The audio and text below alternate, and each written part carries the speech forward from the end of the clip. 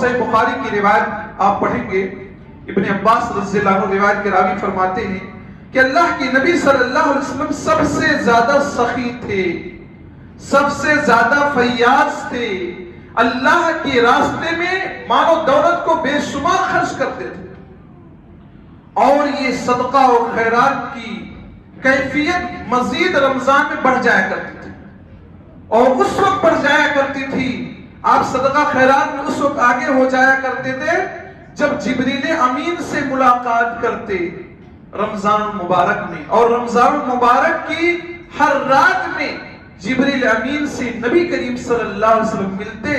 اور ملنے کے بعد نبی کریم صلی اللہ علیہ وسلم جبریل امین کو قرآن مجید سنایا کرتے تھے۔ اور آپ کو یہ بات معلوم ہے کہ جس سال نبی کریم صلی اللہ علیہ وسلم کا انتقال ہوا، اس سال نبی کریم صلی اللہ علیہ وسلم نے حضرت جبریل کو 2 مرتبہ قرآن مجید سنایا تھا۔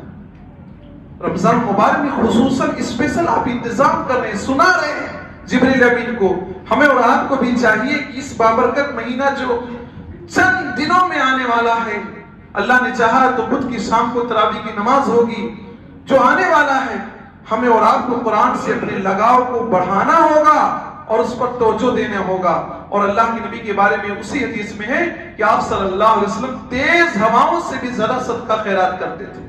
یہاں پر ایک پیغام کہ اللہ نے اگر آپ کو دولت دیا ہے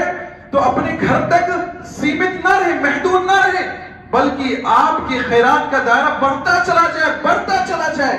جیسے ہوائیں ہر گھروں میں پہنچنے کی کوشش کرتی ہیں، جہاں ضرورت ہوتی ہے وہیں پر آپ کا صدقہ، آپ کا مال پہنچے، مستحق تک پہنچے، یہ ہونا چاہیے۔